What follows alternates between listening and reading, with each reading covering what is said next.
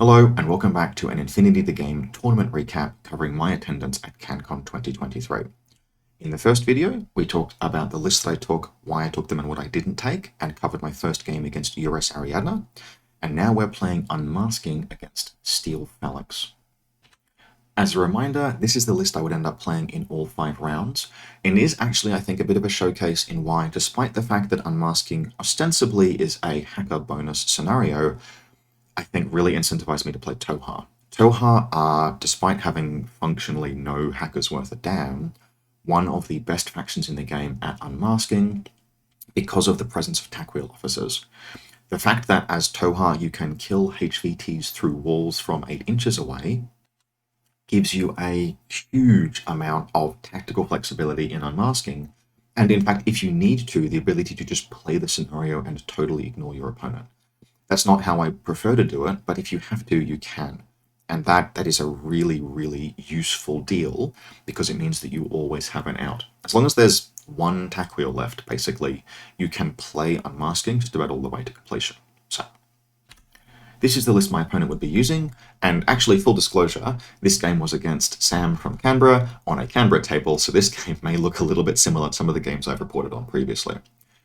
This is a list that I've actually worked on in the past with Sam. It's his own creation, it's his own idea. I've had a little bit of input here and there, but is notable for how much absolutely terrifying off-the-table presence there is. On table, the list is built around a Super Friends core.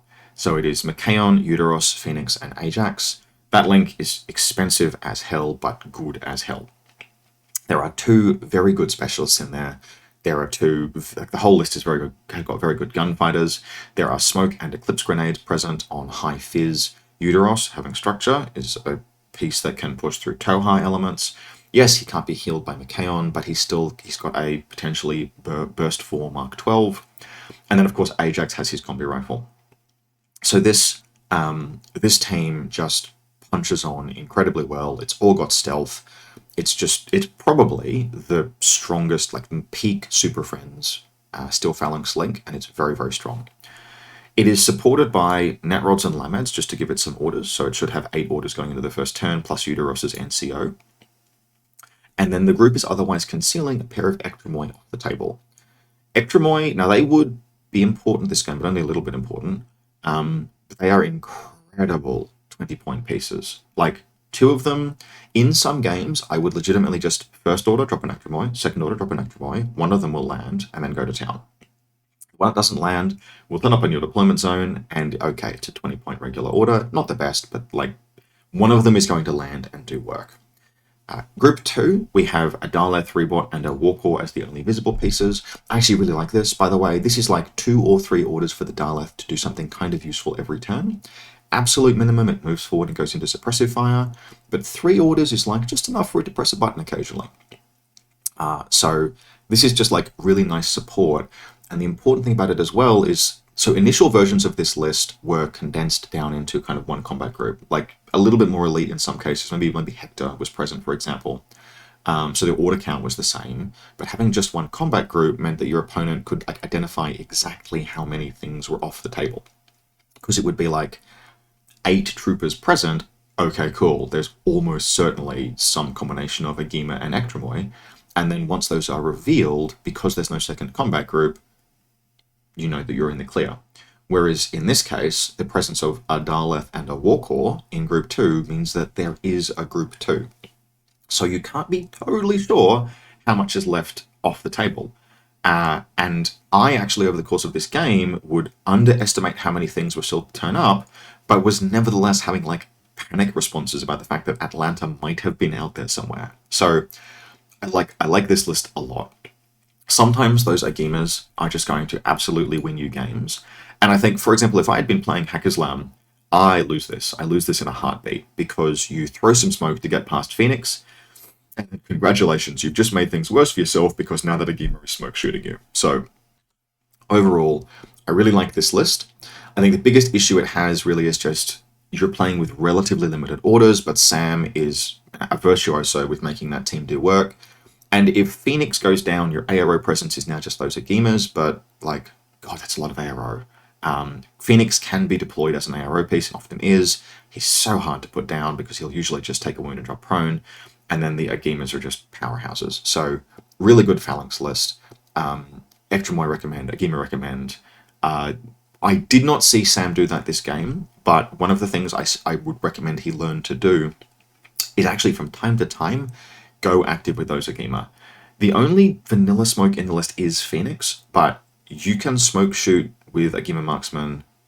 If you get that smoke down, they can potentially blow out tags. So, or like, ARO pieces, like Tohaa ARO pieces, if you smoke shoot them, they are in serious trouble. So yeah, really like this list. Let's see how it played. So here's the table.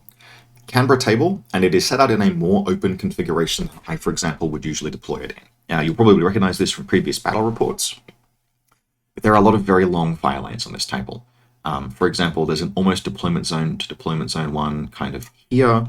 There are some long diagonal ones here. Some bits and pieces are in the way. Like this ambulance is blocking some low ground, but I'm able to get some like long pinch-off deployment arrows. And on top of that, deployment on this table is pretty rough. If I didn't have the nickel, I would be feeling kind of uncomfortable here, and I'm very glad that I do have the nickel. So we're playing Unmasking, and I've got my 2 civilians down. 2 of them are over here, and 1 of them is over here. The real one, so basically of all of them, Sam wins the roll, and he picks his side based on being able to actually hide civilians. Because one side of the table has really good locations for hiding civilians, and one has really crap locations. And he's given me the really crap side. I'm not actually 100% sure that was the right call in this exact matchup, because as mentioned, I'm playing Tohaa and I can kill the things through walls. I think against literally any other faction, he would have made the right call. But because I am not constrained by that, what he's doing is making it much easier for him to kill my HVTs, but he's not holding me back as much as he might like. So there are 3 down. This one really can't get cover, and of these, only 1 can. I've got it kind of looked into a doorway, so it's the closer of these 2 is the real HVT. Spoiler alert, it will not be discovered at any point during the game, but one of my HVTs will go down. I've got the Stakiel-led Viral Combi hit team hanging out sort of around here. I've got a Shaxa here, it's as far forward as it can be. The Libertos ends up being the reserve drop. It's prepared to kind of make an attack if it needs to, but it will ultimately just be defending these 2 HVTs. The Bounty Hunter is over here. I actually had a plan with the Bounty Hunter if I had enough orders to run forward, synchronize with my HVT, my decoy, and run it away as a kind of like to convince Sam that it was real.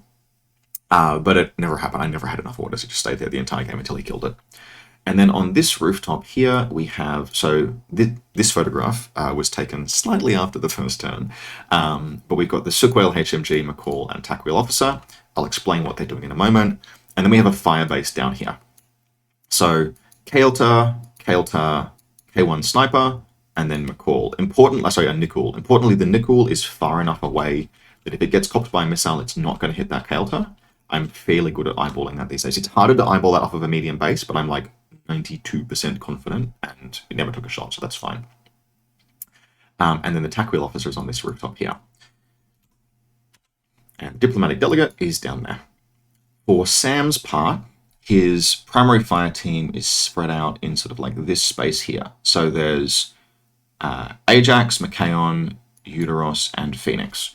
Now, Phoenix is set up in an ARO position, which I think is the right call, but it is going to be a little tricky for him to move down and out to join the rest of the team. The mistake in this deployment is where Uteros is.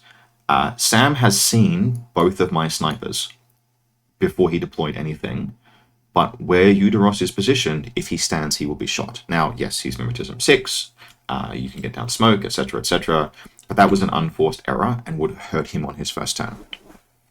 There are also some deployment, like, back of the deployment zone, picket elements, just watching for impersonators kind of situation, flash pulse remotes, one of them's hanging out back there.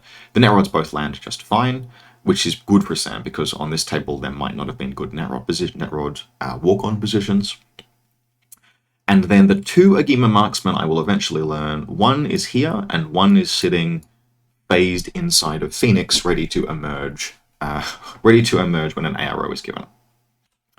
So I've played this matchup before, and I've played this scenario before into Phalanx, and what I have basically learned is that trying to go after them hard on the first turn really sucks, because though particularly those Enematakos Link teams, are very hard to assault at long or close range with the kind of firepower that Tohaa have.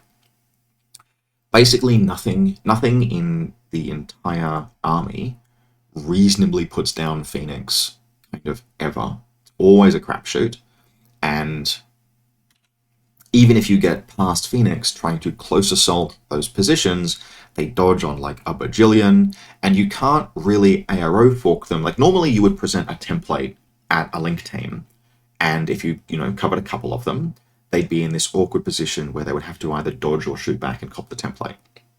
But because Phalanx are all like Mimetism 6 across the board, except for Ajax who is 3, and they're all tough as guts, they can kind of just do whatever they think is best and not really care too much about you. If you've got a McCall flamethrower and they just all dodge, well, what are you going to do? Pistol them? They're Mimetism 6. So trying to close assault these teams sucks. So my plan was to make a run on the scenario. By the by, this is another example of like when I would just not ever use Janstar. He'll break the link, he'll reset with Mekaon and shoot with everything else. Like Janstar just spangs off of these characters like he's nothing. The second you look at Ajax or Phoenix, like they dodge into close combat, you're going to lose. You're not going to win that fight.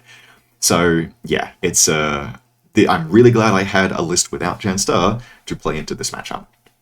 So I'm going first, and Phoenix is there on Overwatch, and I have to figure out what my plan to move forward is. I've got kind of like a two-pronged approach that's going to happen in the first turn to get as far ahead on scenario as I can. The first thing is I have to move forward and grab this button here. So the McCall takes point and he throws the smoke that you can see in this photograph now. And what he's doing is he's basically letting me move forward to not be seen by Phoenix, which is very lucky because it's also meaning I'm not being seen by an Agima marksman. Tohaa usefulness comes up again here in the fact that this smoke is Eclipse, which means that Agima is not going to utterly root me. If I was trying to do this same maneuver with like just a Link team with a smoke grenade boy, then the very next order would have utterly ruined me, because the next thing that happens is I decide, all right, I'll take one face-to-face shot with Phoenix and see how it goes, because I've got a Symbiomate. So the Sook Whale takes the lead and pushes forward, or she doesn't actually push. She doesn't push forward exactly. She pushes up to the edge of, like, basically she pushes up to here, and then the McCall and the Tack will start making the run. Now, if this had been regular smoke, the Agima that reveals immediately on this order would have blown them both to hell. Instead, it can't see them, so it has to shoot the Sook Whale, and the Sook Whale splits her burst back, 2 into Phoenix, 3 into the Agima. She puts the Agima down, doesn't touch Phoenix, takes a hit from a rocket, Symbiomate shrugs it, and then she gutses prone and forward an inch. Now, without a Symbiomate, I have absolutely no intention of fighting Phoenix whatsoever, but I've put some runs on the board, which is what I wanted to do.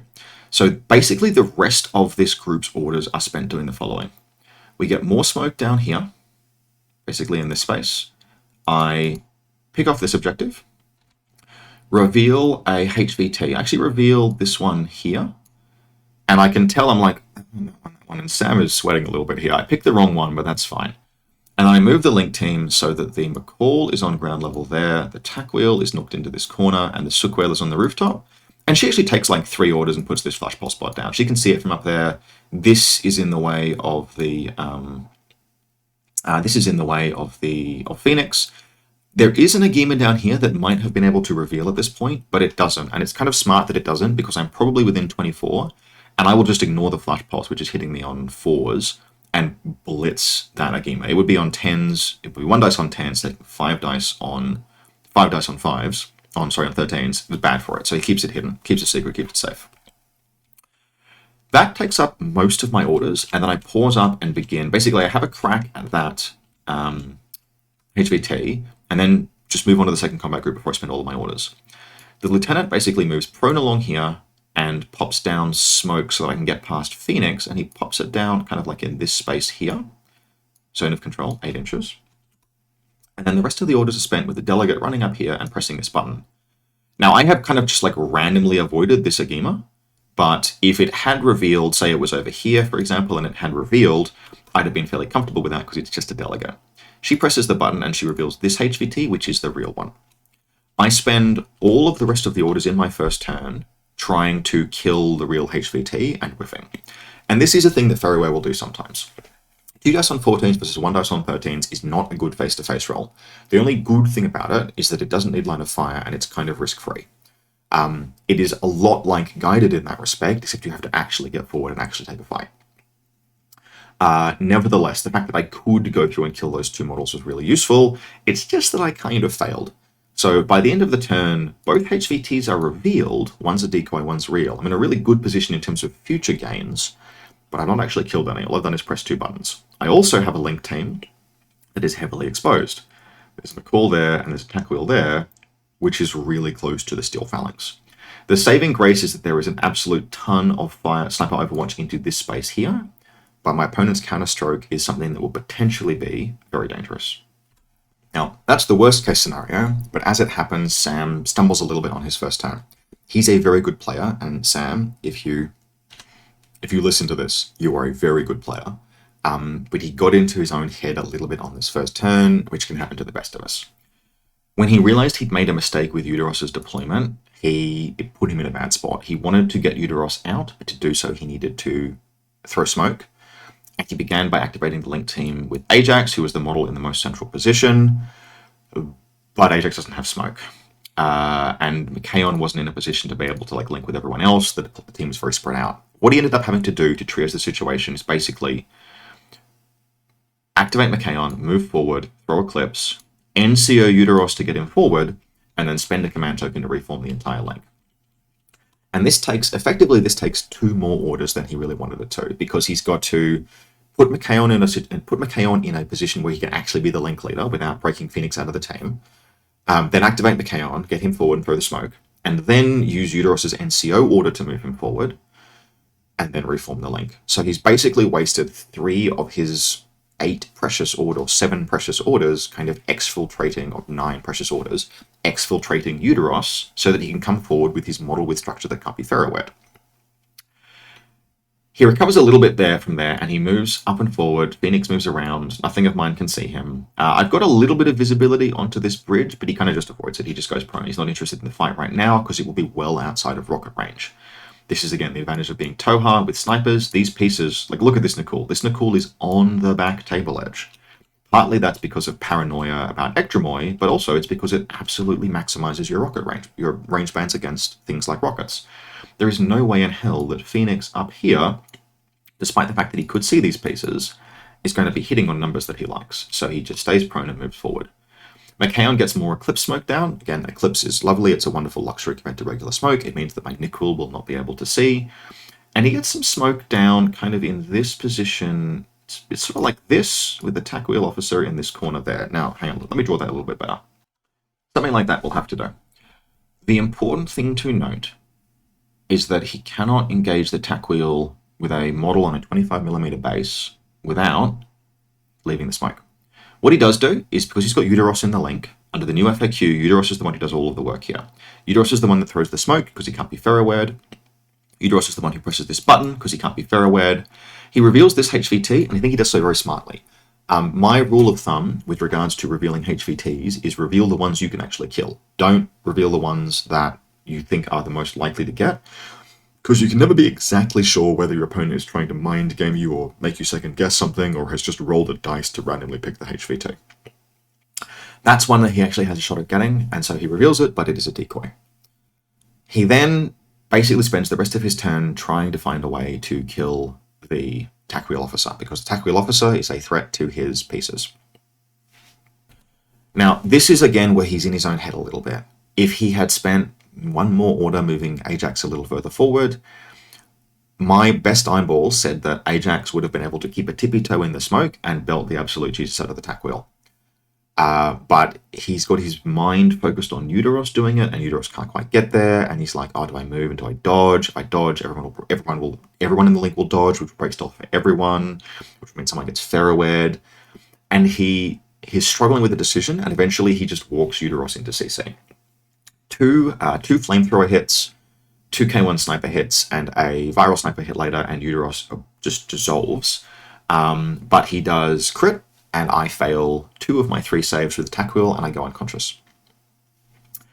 He then pulls the link, reforms the link, pulls the link team back into a defensive position, and moves the Daleth 3-board up basically into suppressive fire. I think the Daleth takes a shot at the delegate and knocks her unconscious, I want to say. But that's his turn. He's pressed a button, but he hasn't accomplished anything else. And then my tack wheel regenerates. Now, at this point, he tells me that he did not know tack wheels have regeneration. I have given him my courtesy list. I'm technically, in the clear in terms of public information, but this was also a mistake on my part. We've played like many times before. We've played this matchup like 5 times in the last couple of months. I would have sworn black and blue that he'd seen a tack wheel regenerate, but he hadn't. At every single time he'd fought tack wheels before, it had basically been Ajax mulching them in a single hit of the hammer. They had always gone all the way to dead. He had no idea they could regen. So it did. It stood back up, and that really sucked. That was really bad for Sam. Now, for a practical perspective, did he have a way of killing it? Maybe only by moving something else around and taking that face to, like, he would have, even if he'd recognized that Ajax could have done it, he would not have been able to pull the link team back. So I'm not sure he had a practical means of taking the tack wheel down, but he might have. But it did put him on tilt. And Sam, I'm really sorry about that. I should have said outright that tack wheels had regeneration. I was dead set convinced that you knew. So we begin this second turn, and we actually kind of just have the conversation where I'm like, okay, there's a couple of ways I can play this. There's the really boring way, and he just says, you got to play this the boring way. Like, there's a really obvious way to play this turn, because what we've got is we've got Phoenix on this roof here, Ajax is hanging out back here, but both HVTs are in sort of like such a clear location, and even Machaon hasn't quite gotten far enough back. Machaon is standing, kind of facing the wrong direction because he didn't have enough orders to exfiltrate himself. So I play this the boring way. I do reform this link, and the first thing that happens is the tack wheel peeks around the corner to see Machaon, not using stealth. And just because of some ill positioning, Machaon doesn't quite see him because he thought the tack wheel would be dead. And so Machaon has to choose between zone of control dodge or zone of control reset, and he declares reset, and so I just nanopulsar him to death, which is really bad. I then spend, I think, 8 or 9 orders ferrowearing Phoenix to death, which was probably the wrong primary choice, but it's okay because the remainder of what happens is that the tack wheel officer pops that smoke back down. The delegate moves, so the delegate did survive. Okay, maybe she got paramedic back. The Libertos who had moved up here died. That's right. The delegate starts her turn being like, I'm going to isolate Ajax, which is going to make this all way easier. And she walks straight into line of fire of the Agima marksman, who blows her up. But her sacrifice reveals her, which means that my lieutenant is aware of the threat that is posed. I pop smoke down there with zone of control. Down the door he comes, up to here, and then he spends the remainder of his orders also deploying Ferrowell. So I spend something like 10 of my available 14 orders, or 16 effectively because of the LT orders, just ferrowering stuff to death. Machaon goes down, the Daleth gets a combi rifle shot in the back. By the end of this, I've killed two of his HVTs, 1 decoy, 1 real, necessary button suppressed, and I think I even have time to press this button as well. He's got very, very, very little left to have a second turn with. He stays in the game as best he can. He does reveal he's not in retreat, and so I'm sitting there being like, okay, God, is Atlanta out here somewhere? What the hell else do I have to worry about? Because there's still like SWC present. I'm not counting things exactly correctly. Machaon is half an SWC when he's the LT. But I just spend the remainder of my turn as cleanly as I can. My third turn, I press this button, so I'm holding 2. I'm holding, 2 or 3. And 2, importantly, so this one has been pressed twice. But Sam has no specialist left. He cannot press any more buttons, so I don't need to be paranoid about that.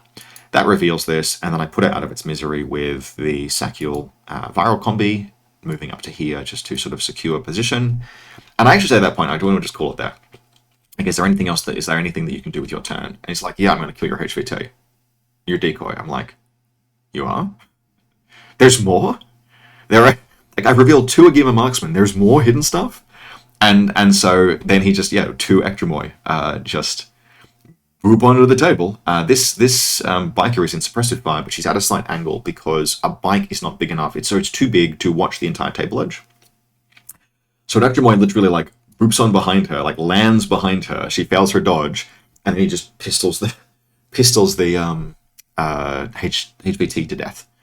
So we call it there because there is no point doing anything. Those are the most points that Sam can spend. Anything else he did might have been able to kill some of my troops, but might have killed some of his troops as well. And that just makes both of us worse off in the tiebreakers. From his perspective, his goal is to maximize his overall outcome. So he wants to score in order as many TPs as he can, as many OPs as he can, and then have as many VP alive. So he makes the smart call basically, which is that as soon as he's scored his maximum number of OP, he taps out, ends the round there, and that's the game. So this is not a 10-0, but this is a 10-1. Sam's only point is from killing a decoy HVT. And I think this really could have gone, frankly, very differently if he'd just been a bit more present. Not present, that's the wrong way of putting it, but like if he hadn't got in his own head a little bit on the first turn. It's sort of a bit of a showcase of snowball decision making where I think Euderos's deployment from a defensive perspective, kind of like being there to pinch off that angle and present that ARO, etc., that was fine. But deploying in line of sight of the snipers, having them to be exfiltrated, and the unforced error that came from that, which then put Sam a little bit on tilt, which happens to the best of us, that kept me in the game. Phalanx is a very tough matchup for Tohaa. I think Tohaa is a very tough matchup for Phalanx, to be fair. They're razor's edge balanced. They can go both ways extremely easily. But that first turn of mine, first turn of his, set things for the game. And once I emerged into turn 2 with a plan that I could continue to execute on and just accrue small additional attritional gains, that put me in a position to score very well, to score the 10 points and win the game. All right, coming up next, more Aleph.